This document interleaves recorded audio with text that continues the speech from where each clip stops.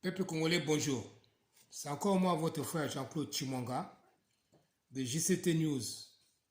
Je suis venu encore aujourd'hui pour vous parler du braquage du siècle qui s'est passé chez nous au Congo pendant 21 ans. On avait un régime chez nous, le régime de la Kabylie.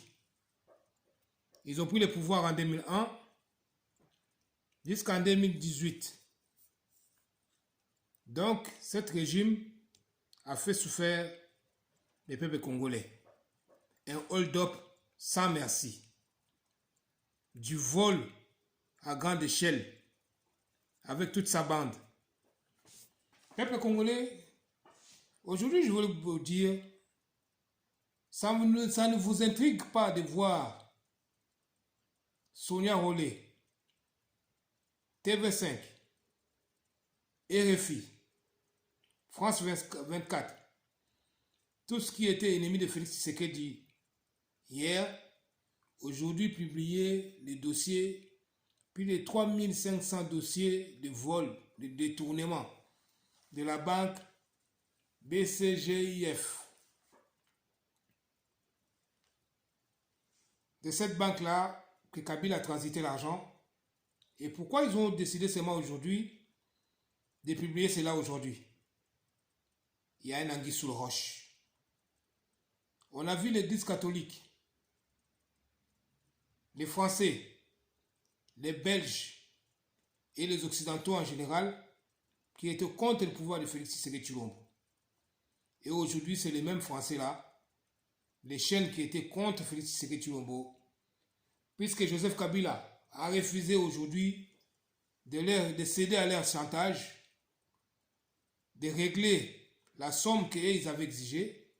Ils ont décidé maintenant d'étaler sur la grande place toutes les transactions financières que le régime de Kabila faisait et Kabila faisait avec sa famille. Ça, ce sont des règlements de compte entre Kabila et ces gens-là. De Sonia Rollet, il s'est retrouvé. Donc, Kabila allait couper sa mbongo, allait rouler un bongo. Ah, c'est quoi Kabila boy couper sa mbongo? Le loba bimi. Pour le bakeno, Kabila allait couyiba, allait tuer un bongo na banque tel, boy, transaction boy. Oh, tu as vu que TV5, France 24, RFI, Balinga Félix T. Babaka Mabé Félix. Mais pourquoi les losko bandimi? Baya kotaile le Kambouana, sur la grande place. Nous sommes allés à embraser Mboka na biso. Pour bayebi que ceux qui balent makambo yo, peuple ayoki yango, et ko pousser Félix à sa décision, et décision wana, et sa décision à Kabila. Alors, tant que Félix a au Kabila, tant que vous poussez pour Kabila, les Belges, les Français, les Batnios, tant que vous poussez pour Kabila, et vous savez que non, comme constitution la biso, et la constitution à vous zoba, t'as essayé mesures pour Kabila, pour protéger Kabila, constitution a pas sa droit, na Rwanda, à sécuriser les 9 frontières de notre pays. Après sa droit, l'armée étrangère et sécuriser Congo. Donc, armée rwandaise, c'est contre la Congo partout, à tout moment. Ce qui est pour l'intérêt, il y a Congo. Donc, il y a la constitution de Bisso. Nous sommes en Kabila. Bata Kabila bakotelema, batomboka, or, nakata Congo, ba infiltré baze belé. Bata wangombe bakota kia na Congo. Bakenda wapi? Makanika akima kina batu. Kota este kuna. Akima kota Kasai babale kumona yo makanika na batu pa basola bazole ke belé kota Kasai. Akima kota Kasai kuna. Akenda wapi? Bomona ke sute. Rwandais, et même au Congo. Il y a des gens qui sont cachés dans la capitale au Congo. Tant que Kabila, bata PPD ba hotelema, bata FCC ba hotelema, basa ne ba protester, ba misa mobulu, basa se beta malamboka. Comme ça, comme constitution la bino, il y a biso ba congolais ou ya buzoba, ou ya gitaye si mesure pour la Kabila. comme pesa permission na Rwanda kota na mboka na biso ba kota wala bakino to yepo na to défendre to bimisa yebo ko kanga yebo ngote mobule banda guerre banda pour Félix Assa Moussala Bienté. Tout ça, ce sont des plans des Occidentaux. Et là, le plan. Et là, ma kamalokutate. Pourquoi va prendre un moment où pour Moussala Kambouana? Puisqu'ils ont tenté par tous les moyens, bah piège nous sur la télé Félix Tshisekedi Tshilombo et Simbité. Bah parce que tu bête lokoyo qui est là mouyibi, aïba mbongo à l'état, tant que population yo kandi want to pousser à quand Kabila et quand ça mobulu na mboka. Bazolo ka mobulu na mboka bango na ba catholique. Na la muka na ensemble na FCC bango nyonso ba na kata ku. Sonia Rolé lelo andimi a trahi Kabila. Pourquoi? Il y a na Kabila. Bamboula ça la Congo. Sonia Rolé c'est une millionnaire. Un millionnaire dans Bongo Congo. Ils ont décidé aujourd'hui pourquoi. France 24 maintenant parlait des biens du Congo. Pourquoi? RFI parlait des biens du Congo. Pourquoi? TV5 parlait des biens du Congo. Comment? Bah Belge, bah Français, bah tout barrélé. Comment là? Pourquoi? S'il n'y a pas quelque chose qui se cache derrière. L'article de nos devoirs. Félix Tshisekedi Tshilombo, il est dans les bons. Le Congo nous appartient. Kabila sera arrêté tôt ou tard. La vérité comme ça, tout Kangaï qui toque propre, les Américains sont au courant du dossier. On va l'arrêter bien, Kabila et sa famille. Et tous ses proches. Quand nous sommes à Kabila, Mamiyibi. Tout Kangaï, calamité. Et la nègre propre peut me bouler ça dans la Congo. Voilà la parole donnée dans le pays Sabino. Oh, bah, avec un carton, pour embraser Congo, ça ne va pas marcher. Nous sommes des Congolais bien avertis, bien instruits. Des Congolais intelligents.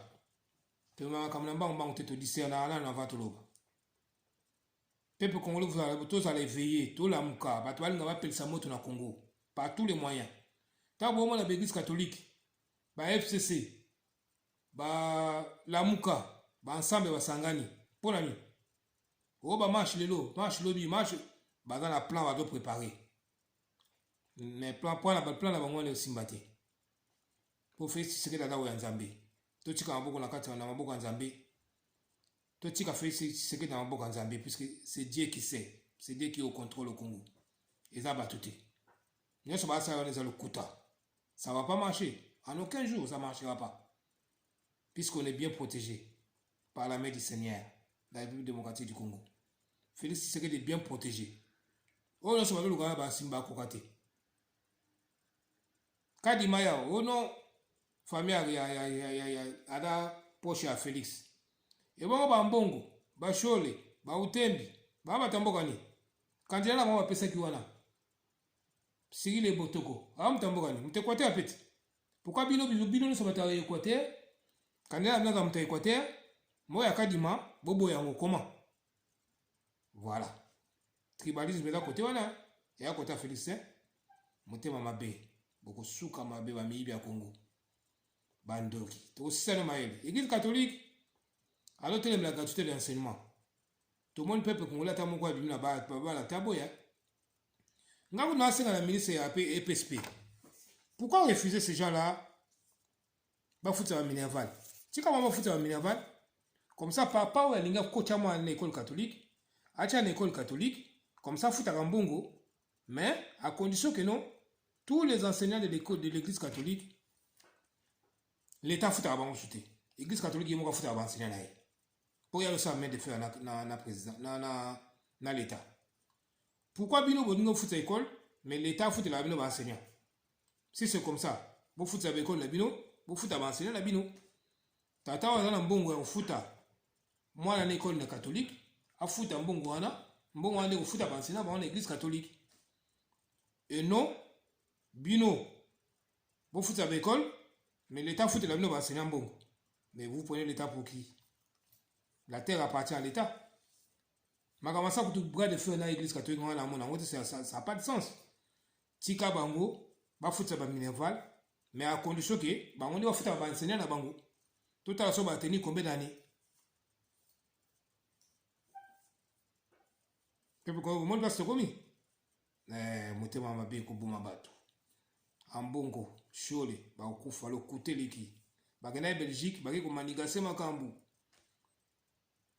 ba Belge na ba Français bamisa dossier wana ya Kabila bato batelemela yango Félix a agi na la précipitation. Je ne vois pas si vous comprenez, mais Félix a agi na précipitation. Tokanga Kabila kitoko propre, tokanga bina bien ya propre bena tokangi bena bango nyonso na ba Albert Yuma bango tout. Pourquoi Albert Yuma bimaka comme ko dévancer à anticiper oh non nous avons bradé les matières premières de notre pays nanana. Tant que vous bradez kita vous signez un contrat, vous voyez pas quitter le bradage. Prenez les Congolais pour des cons, mais il y a des Congolais intelligents. Vous vous trompez que vous-même. Congolais Maïla Zali, vous avez des moments opportuns. Quand est-ce qu'on va taper? L'Amérique est là. On va sécuriser nos frontières bien et toucher cette constitution où il peut ça qui droit. Na Rwanda, militaire rwandais bakota, na sol congolais, c'est tous les quatre coins à Congo bakota, ba salo balingi na Congo. Puis cette constitution a été émise pour la Kabila. Que les militaires rwandais ils ont droit de rentrer à tout moment et à chaque instant à la République démocratique du Congo pour défendre la République. Les armées congolaises, les armées rwandaises, à tout moment. Constitution la constitution la biso ya Congo. Bato appelle ça Kabila ba avantage que soka lungwe ba poursuivre été ba pesi immunité moko boye. Oh non, aza nani moto ba ko toucher te. Kabila a un salaire à $681 000. Nana tele mla ngoti lolo. Moto mote eza la muka, eza la FCC, eza l'ensemble, eza la Congolais mususu, ba tele mla ngoti. C'est normal. Pour un voyage à présent, tout le monde en parle. Or, un président de la République, quand il voyage, c'est pas rendez-vous par invitation.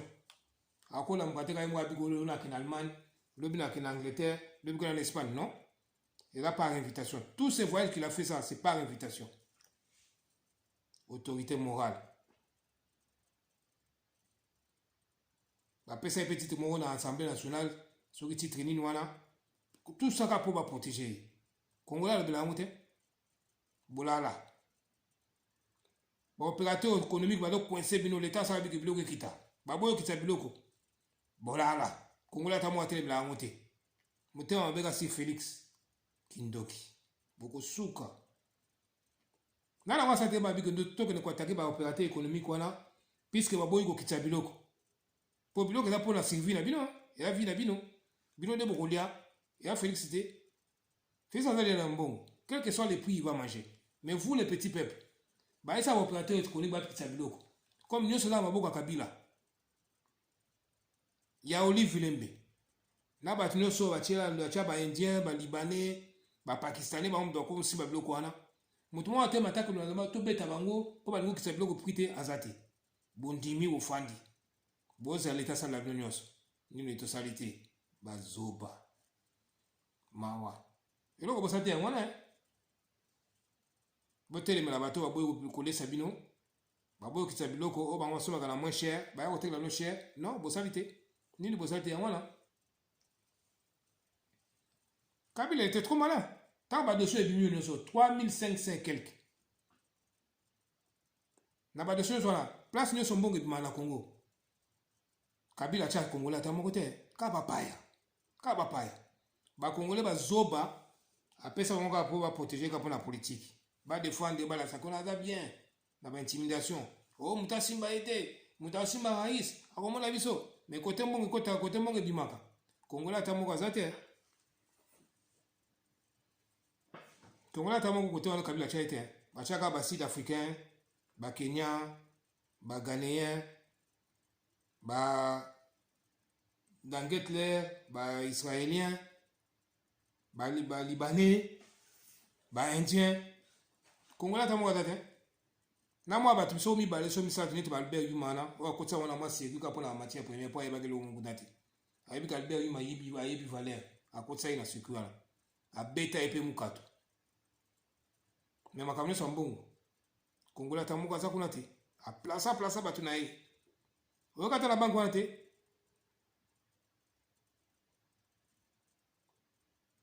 Na BGFC. Okata Congolais mona kati. Rien. Kabande na ye. Au frère adoptif. Sœur adoptif. Batuka ya libanda. Congolais la zoba ota bolole. Bofungola miso.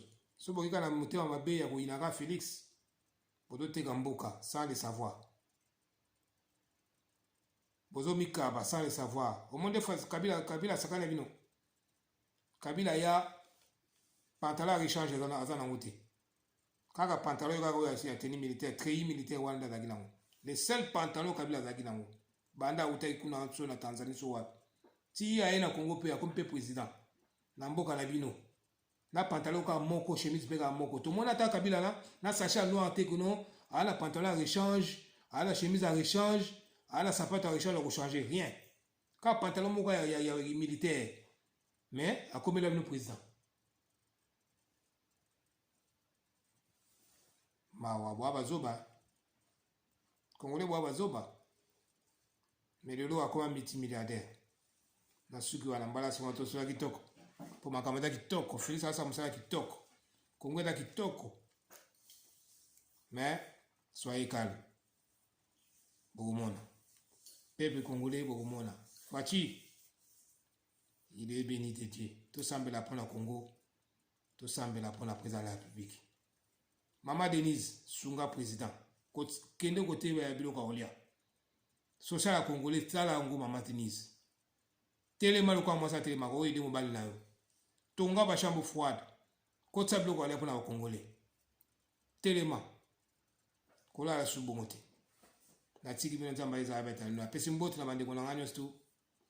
Ba la permission sa pesi mbote. Na pesi mbote na maman fachi solution nyonso.